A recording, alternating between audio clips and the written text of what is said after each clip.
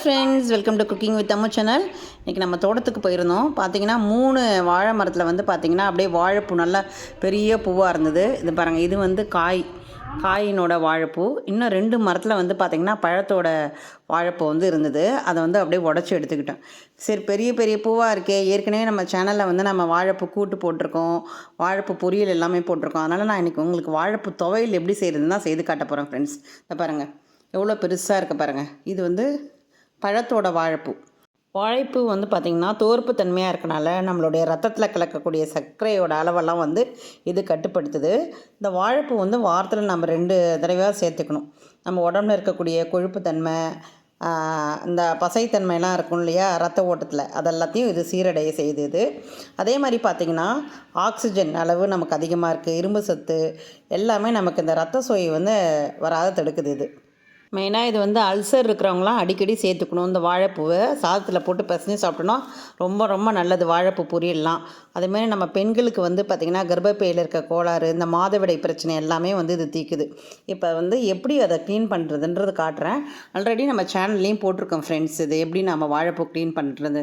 இந்த மடல் பாருங்கள் எவ்வளோ பெருசாக இருக்குது. ஒரு பாத்திரத்தில் தண்ணி எடுத்துகிட்டு உப்பு போட்டுட்டு கொஞ்சோண்டு தயிர் வந்து சேர்த்துக்குங்க.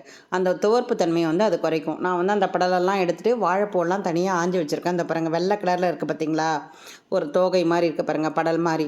அதை அப்படியே எடுத்துடணும். அதில் பார்த்திங்கன்னா நீட்டாக ஒரு காம்பு மாதிரி இருக்கும். இந்த காட்டுறேன் பாருங்கள். ஆஞ்சனால கையெல்லாம் அப்படியே கருப்பு கருப்பாகிடுச்சு. கொஞ்சம் எண்ணெய் தடவிக்கிங்க. இதை பாருங்களேன், எல்லோ கலரில் ஒரு நீட்டாக மேலே வந்து காம்பில் உருட்டையாக இருக்கும். இந்த பாருங்கள், இது 2த்தையும் தான் எடுத்துடணும். இது வந்து கொஞ்சம் கசப்பு தன்மையாக இருக்கும், ஒரு தோற்பு தன்மையாக இருக்கும். இது சாப்பிடும் போது நமக்கு வயிற்றுக்கு சில கோளாறுகள்லாம் வரும். அதனால் அதை எடுத்துடணும். இந்த பாருங்கள், இந்த படல் மாதிரி இருக்கிறதும் இந்த குச்சி மாதிரி நீட்டாக முட்டையாக இருக்குது இல்லையா, அதையும் எடுத்துருங்க. எடுத்த உடனே உங்களுக்கு காட்டுறேன் பாருங்கள். ஃபுல்லாக எடுத்துட்டேன் பாருங்கள். இப்போ எப்படி இருக்குது பாருங்கள். இந்த மாதிரி எடுத்து வச்சுக்கிட்டோன்னா நமக்கு கத்தியால் வச்சு நம்ம எடுத்துட்டோன்னா ஆயிரத்துக்கு வந்து ஈஸியாக இருக்கும். ஒன்று ஒன்றா பிரித்து எடுத்திங்கன்னா ரொம்ப லேட்டாக இருக்கும். தெரியுதுங்களா உங்களுக்கு பார்க்குறதுக்கு? வெள்ளை கலரில் இருக்கு இல்லையா, இதை எடுத்துடணும். நம்ம இதை போட்டு சமைக்கவே கூடாது நமக்கு. ஏன்னா வந்து வயிற்றுக்கு வந்து அது நல்லதும் இல்லை, ஒரு மாதிரி தோற்பு தன்மையாக இருக்கும். அந்த காம்பு மாதிரி இருக்கிறதையும் இந்த வெள்ளை கலரில் இருக்கக்கூடிய படலையும் வந்து எடுத்துடணும். இது வந்து பிகினர்ஸ்க்காக சொல்கிறேன். இது புதுசாக வந்து சமைக்கிறவங்களுக்கு தெரியாது இல்லையா எப்படி வாழைப்பூ ஆயிரதுன்றது. அதுக்காக நான் வந்து சொல்லித்தரேன். 2த்துக்கும் வித்தியாசம் பாருங்கள். இதுக்கு தேவையான பொருள் வந்து பார்த்திங்கன்னா 20 பூண்டு பல், ஒரு 5-6 காஞ்ச மிளகாய் உங்கள் காரத்துக்கு தகுந்த மாதிரி வச்சுக்கோங்க.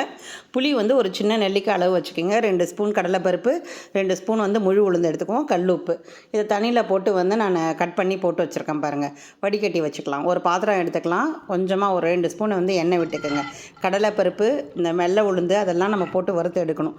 நார்மல் துவையலுக்கு நம்ம என்ன மாதிரி பண்ணுவோமோ அதே மெத்தடில் நம்ம செய்ய வேண்டியது தான். இப்போ பாருங்கள், நல்லா வறுபடட்டும். இதுக்கப்புறம் நம்ம வந்து அந்த காஞ்ச மிளகா உங்கள் காரத்துக்கு தகுந்த மாதிரி சேர்த்துக்கோங்க. நான் வந்து ஒரு 5 மிளகா போட்டிருக்கேன். பூ வந்து பெரிய பூ இல்லையா, அதனால் ஒரு 5-6 மிளகா போட்டிருக்கேன் நான்.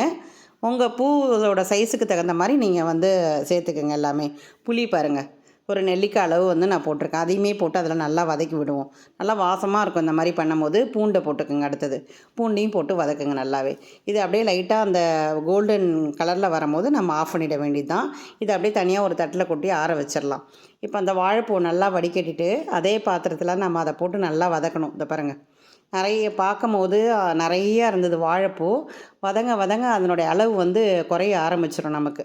இந்த வாழைப்பூலே நம்ம வந்து தேவையான அளவு வந்து நம்ம உப்பையுமே நம்ம போட்டு வந்து வதக்கிக்கலாம். இதை பாருங்கள், ஃபஸ்ட்டு எவ்வளோ இருந்தது, இப்போ அப்படியே வதக்க வதக்க அந்த தண்ணியெல்லாம் வந்து சுண்டிடும்.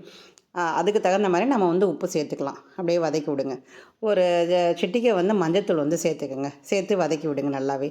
இது நல்லா வதங்கின உடனே நம்ம ஆஃப் பண்ணிவிட்டு ஆற வச்சிடணும். நம்ம தண்ணி எல்லாம் சுருங்கி ட்ரை ஆகும் போது நீங்கள் அப்படியே ஆஃப் பண்ணிக்கிங்க.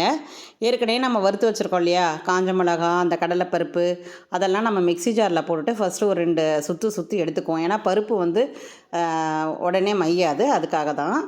இப்போ பாருங்கள், வாழைப்பூ வந்து தண்ணி எல்லாம் சுருங்கிடுச்சு பாருங்கள். இந்த நேரத்தில் நம்ம ஆஃப் பண்ணி ஆற வச்சிடலாம். ஆறிடுச்சு. ஆறினவுடனே அந்த மிக்ஸி ஜாரில் ஏற்கனவே அரைச்சி வச்சோம் இல்லையா, அந்த பருப்போடு சேர்த்து இதையுமே போட்டுடலாம்.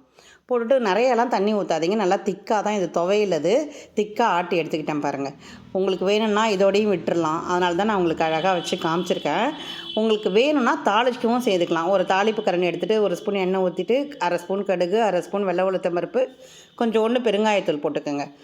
2 கொத்து கருவேப்பிலை போட்டு தாளித்து அதில் கொட்டிக்கலாம். நம்மளோட இஷ்டம் தான். தாளிச்சும் சாப்பிட்லாம், தாளிக்காமையும் சாப்பிட்லாம். ரொம்ப நல்லாயிருக்கும். இந்த துவையல் வெள்ளை சாதத்துலேயும் போட்டு பசங்க சாப்பிட்லாம். ரச சாதம், சாம்பார் சாதம், காரக்குழம்பு எல்லாத்துக்குமே நல்லாயிருக்கும். இட்லி, தோசை, சுட சுட இட்லிக்கு ரொம்ப ரொம்ப நல்லாயிருக்கும் ஃப்ரெண்ட்ஸ்.